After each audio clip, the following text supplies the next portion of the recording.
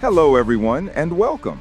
Have you ever paused in the middle of a busy day, looked around at your life, at the notifications pinging on your phone, the overflowing closet, the endless to-do list, and felt a profound sense of exhaustion? A feeling that you're running on a treadmill, constantly chasing more, yet feeling less and less fulfilled? If so, you are far from alone. We live in an age of unprecedented abundance, yet for many, this abundance has become a burden.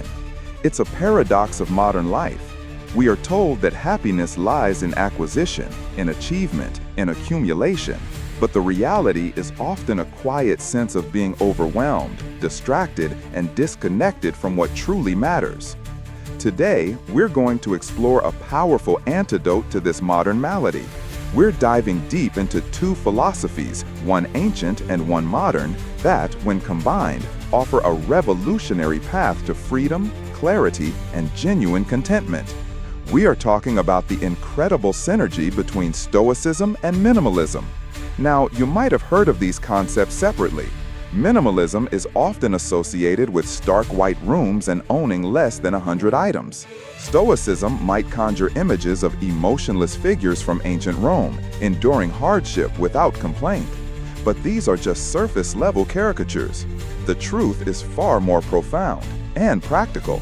Together, they form a comprehensive operating system for a life of purpose. Let's start with minimalism.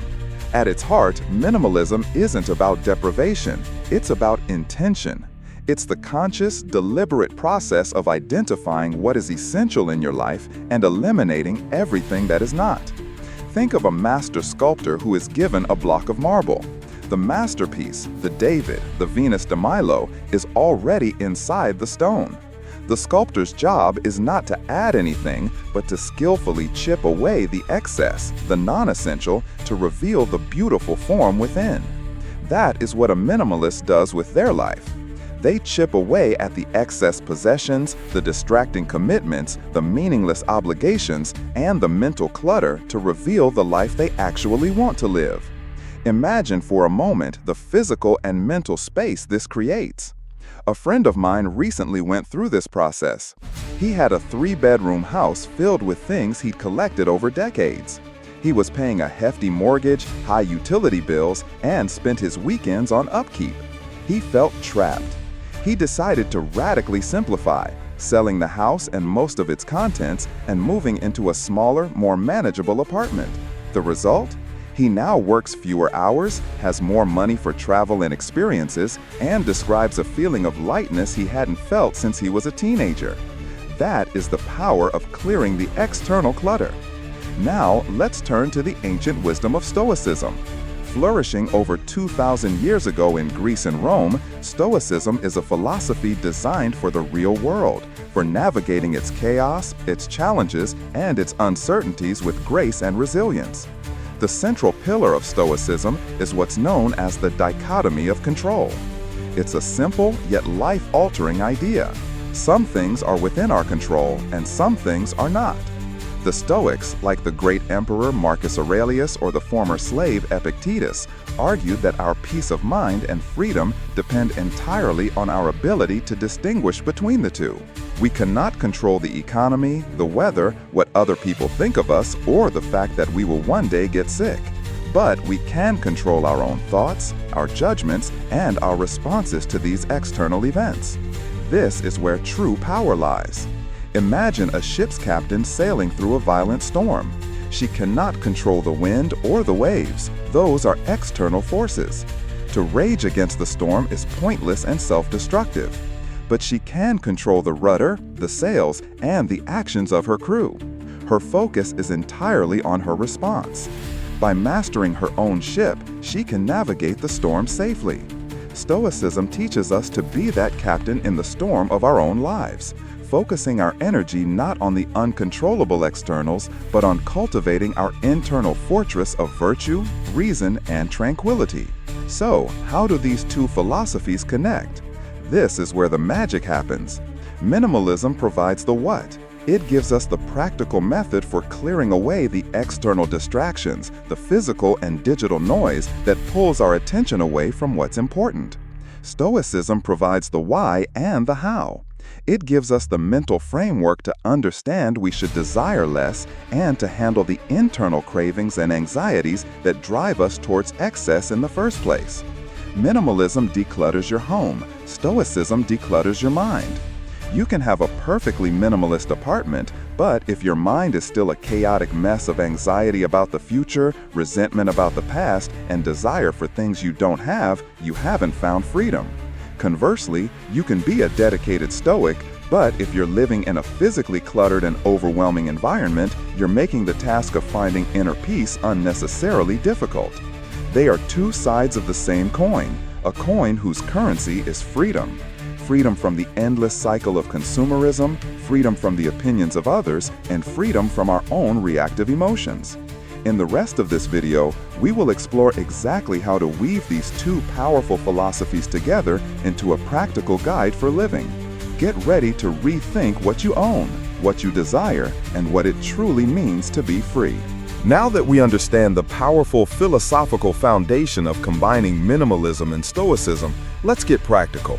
How do we actually apply this?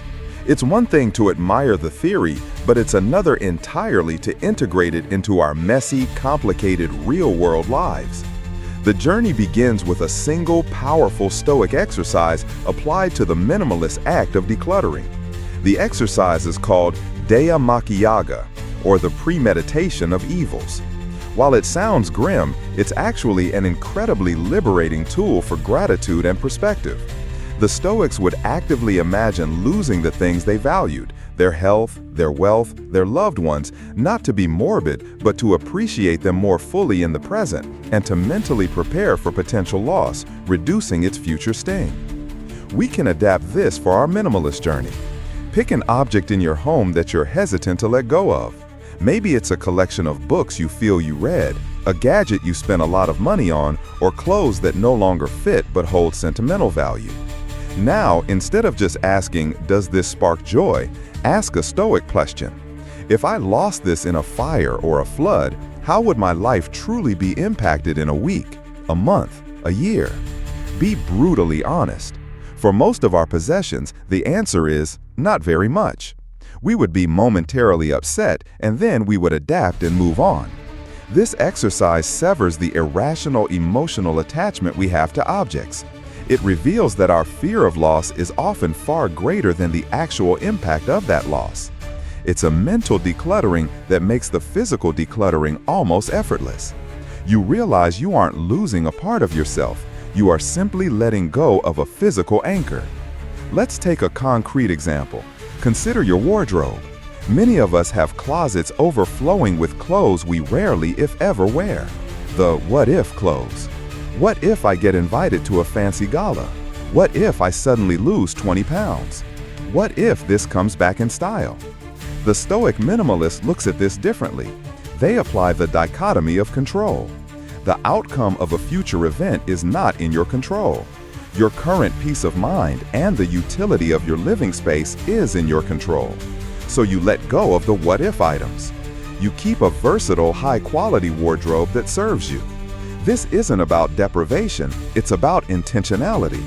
The Stoic philosopher Seneca famously said, "It is not the man who has too little, but the man who craves more that is poor."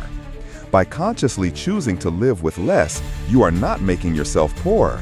You are making yourself richer in time, space, and mental clarity. You no longer have to spend minutes every morning sifting through clothes you don't like to find one you do. That reclaimed time and mental energy can be invested in things that truly matter: your work, your relationships, your personal growth. This principle extends far beyond your physical possessions. It applies to your digital life, your commitments, and even your relationships. Look at your phone. How many apps are on there that you rarely use, but that constantly vie for your attention with notifications? That's digital clutter. Look at your calendar. How many recurring meetings or social obligations are you committed to out of a sense of vague obligation rather than genuine desire or purpose?